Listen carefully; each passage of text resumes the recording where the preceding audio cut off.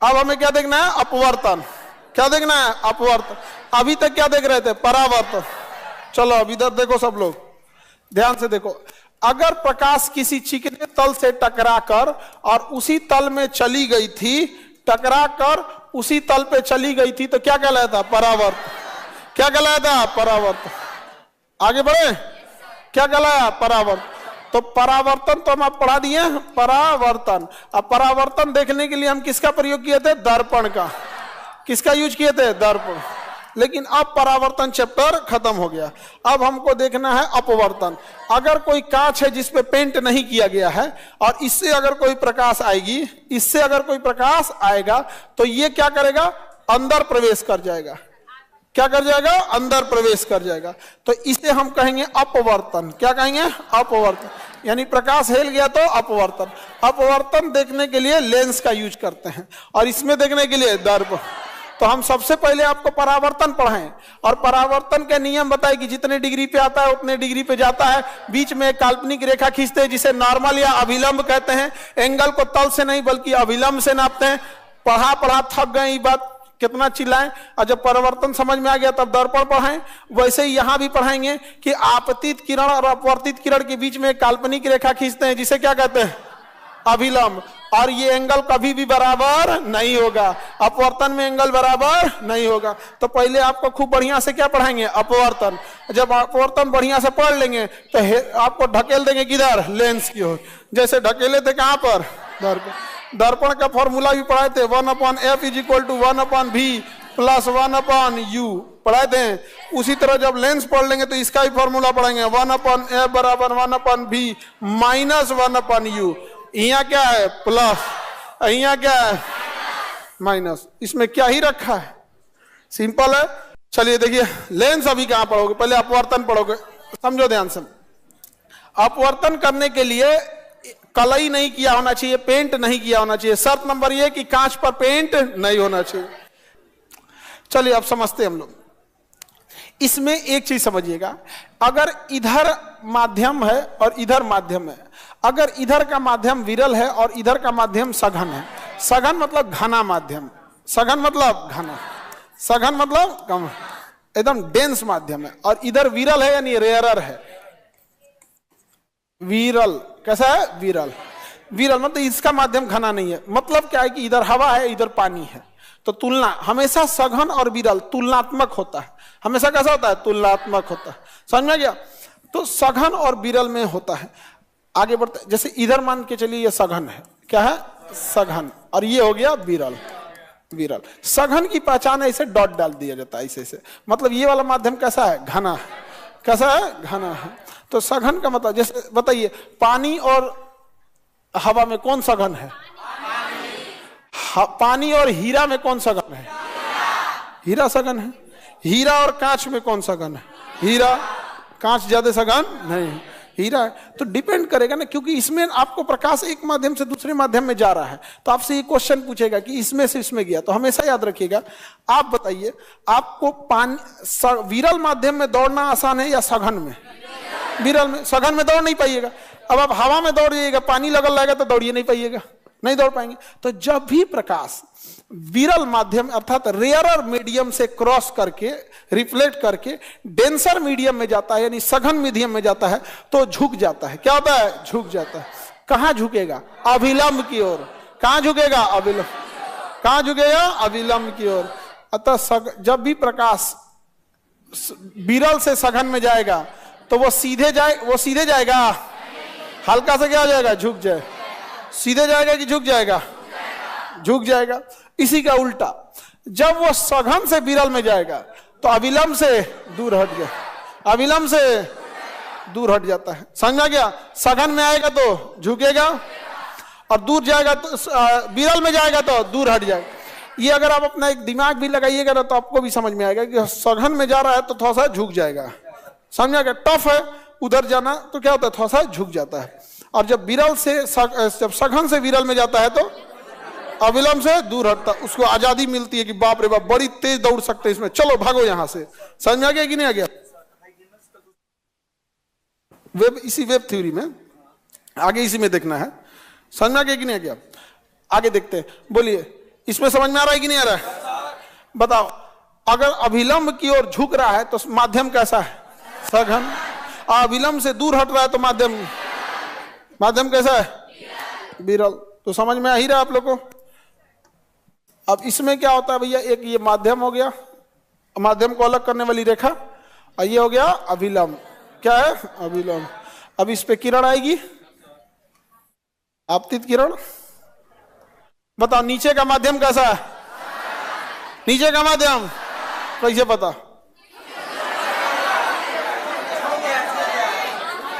झुक गया। ये एंगल ऑफ इंसिडेंस है, एंगल ऑफ रिफ्लेक्ट नहीं, रिफ्रैक्ट। क्या दोनों एंगल सेम होते हैं? इसमें नहीं सेम होता है, इसमें सेम नहीं होता। किसमें सेम होता है? परावर्तन में। दर्पण रहेगा तब। अब दर्पण को भूल जाइए, समझा गया कि नहीं गया? अब उस दर्पण को भूल जाइए। ये सब तो पढ़ा दिए हैं, अब ये सब दर्पण और पढ़ा दिए, समझा गया कि नहीं गया? अभी दर्पण का यहाँ कोई नहीं, समझा गया कि नहीं गया? अब यहाँ क्या आ गया? लेंस। ये लेंस था जी, वही तो हम कहें कि मैं ऐसे दांत निकल, लेंस कहां से हो जाएगी? ये है लेंस। ये समझ में आ रहा है? अब देखिए इसमें 3 गो फॉर्मूला समझिएगा। ये आपतन कोण है, ये अपवर्तन कोण है। तो इन दोनों में परावर्तन हो रहा है या अपवर्तन हो रहा है? कितना अपवर्तन होगा इसी को कहते हैं अपवर्तनांक। क्या कहेंगे? अपवर्तन। अपवर्तनांक को म्यू से दिखाते हैं। किससे दिखाते हैं? म्यू से।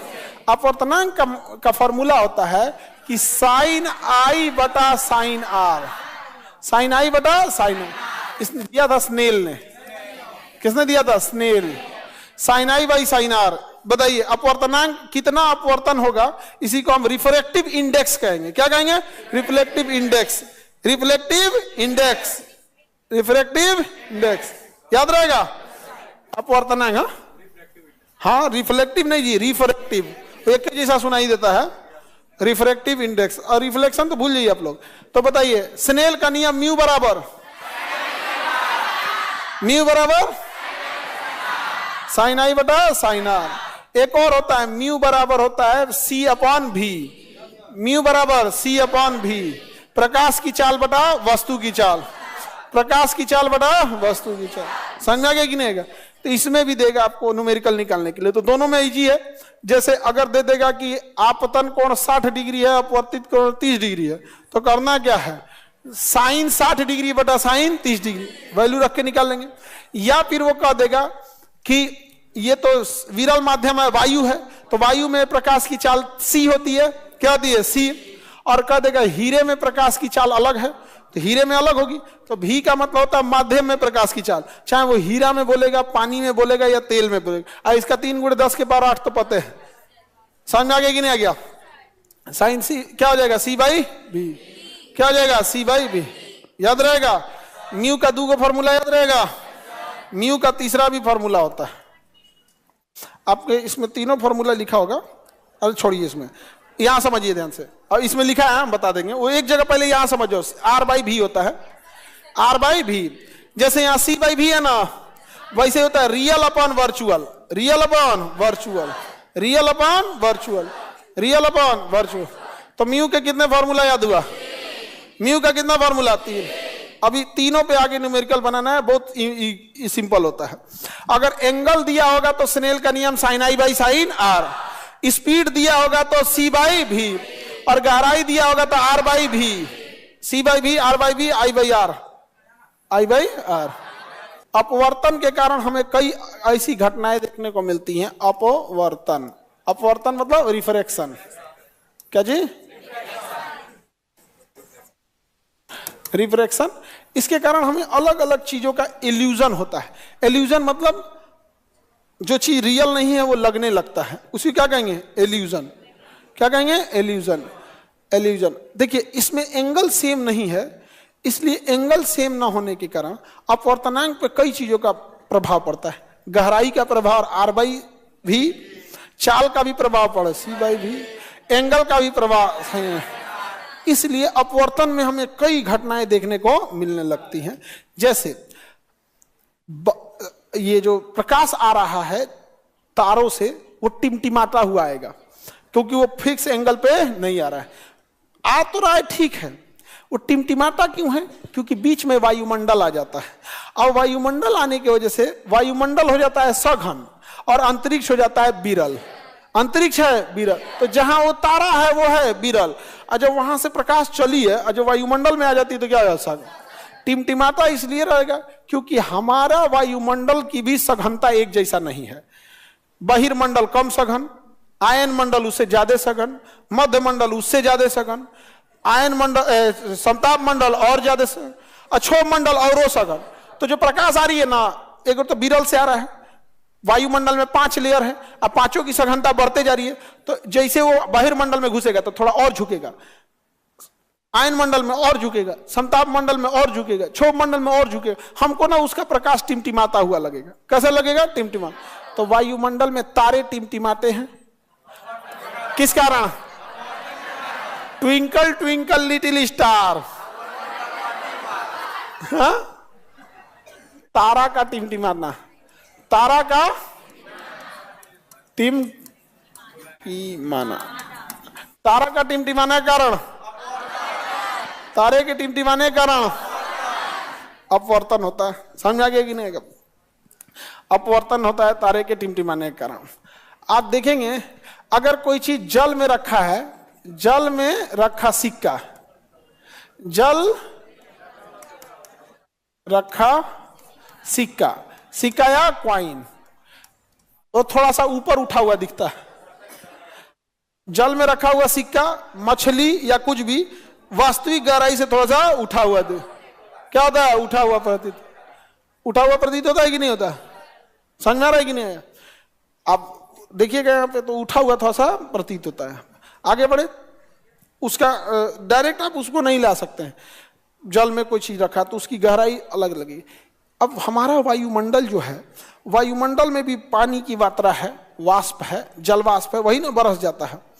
हम लोग जो भाप छोड़ रहे होते हैं, सांस, खाना पीना बना रहे होते हैं, सब जलवाष्प वायुमंडल में चला जाता है। तो वायुमंडल में भी अगर कोई चीज है ना, तो वो भी थोड़ा सा उठा हुआ दिखेगा। जैसे ये हमारा पृथ्वी है, और पृथ्वी में यहाँ सूर्य डूबने के टाइम इधर हो जाएगा, उगने के टाइम इधर हो जाएगा, इधर हो जाएगा सूर्य। और हमें दिखना तब चाहिए जब सूर्य इस लेवल पर आए, जब सूर्य इस लेवल पे आएगा तब ना दिखना चाहिए। लेकिन समझिए, अपवर्तन का काम क्या होता है? किसी भी चीज को अपनी वास्तविक गहराई से उठा के दिखा देना, रियल गहराई से उठा के दिखा देना। अब समझिए, अभी सूरज निकला नहीं है, अभी सूरज निकला नहीं है, जब इस लेवल तक आएगा तब ना दिखेगा। लेकिन वायुमंडल में हो गया अपवर्तन, अब इसकी वास्तविक गहराई से उठा के दिखा दिया, तो सूर्योदय होने के 2 मिनट पहले ही दिख जाता है, और सूर्यास्त होने के बाद तक 2 मिनट तक दिखता रहता है। समझ गया? इस कारण अपवर्तन के कारण वायु हमारे दिन की अवधि में 4 मिनट की वृद्धि हो जाती है। वो उगने से 2 मिनट पहले ही दिख गया, और डुबला के 2 मिनट बाद तक दिख रहा है, डुबले के 2 मिनट बाद तक दिख रहा है। Any problem? सूर्योदय एंड